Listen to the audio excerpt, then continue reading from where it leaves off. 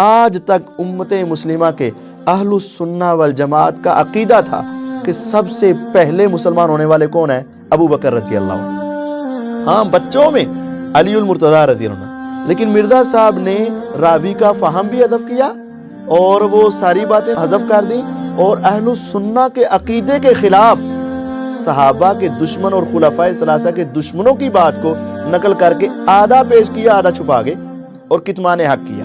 دیکھیں میرے سامنے ہے، یہ اسی کا حصہ ڈی ہے، تو اس میں 32 نمبر روایت جامع ترمذی کی ہے، سنن نسائی الکبریٰ کی ہے، المستدرک للحاکم کی ہے۔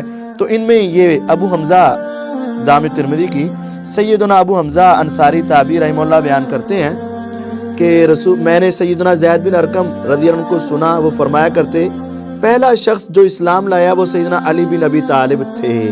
اتنا نقل کیا، حالانکہ روایت میں سے آگے بھی کچھ ہے۔ بالکل، یہ میرا تجربہ ہے۔ میں نے کئی مرتبہ بھائیوں سے پہلے زبانی پوچھا کہ بھائی آپ بتائیں آج تک آپ نے کیا سن رکھا ہے؟ کہتے ہیں سب سے پہلے حضرت ابو بکر رضی اللہ عنہ مسلمان ہوئے۔ میں نے کہا سنا ہے؟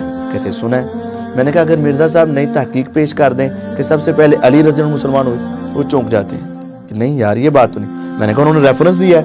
کہتے ہیں ہاں اگر حوالہ دیا ہے تو ہم مرزا صاحب کے ساتھ ہیں۔ میں نے کہا بالکل ٹھیک ہے، لیکن ریفرنس چیک کبھی کر لیں؟ کہتے کر لیں۔ جب چیک کرتے ہیں تو مرزا صاحب نے آدھی بات نقل کی ہوتی ہے کہ سب سے پہلے جو شخص اسلام لایا وہ سیدنا علی بن ابی طالب تھے۔ اتنا آگے جو ہے کہ نہیں یہ غلطی لگی ہے، سب سے پہلے اسلام لانے والے ابو بکر رضی اللہ عنہ ہیں، اور بچوں میں سب سے پہلے اسلام لانے والے علی رضی اللہ عنہ۔ یہ آگے والی ساری عبارت کو مرزا صاحب نے اپنے اس ریسرچ پیپر سے حذف کر دیا۔ اب حق بات کو جانتے ہوئے سمجھتے ہوئے پھر چھپایا۔ اب وہ پہلی آیت کس کے لیے، پہلی حدیث کس کے لیے؟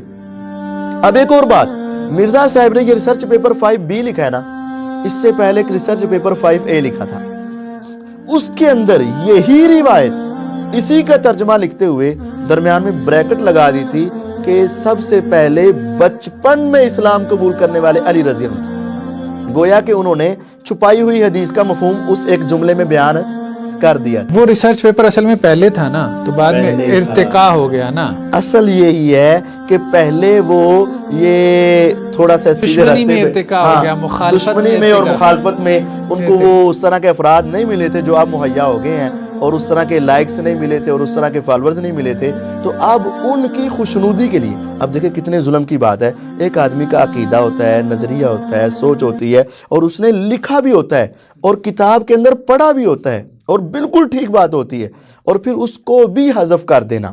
ایک ہے کہ انسان کے علم میں غلطی لگ سکتی ہے، میرے بھی علم میں غلطی لگ سکتی ہے، آپ کے علم میں، انسان اس کے بعد ٹھیک ہو جاتا ہے، لیکن ٹھیک لکھی ہوئی بات کو مٹا دینا یا چھپا دینا یہ ایک معنی خیز بات ہے۔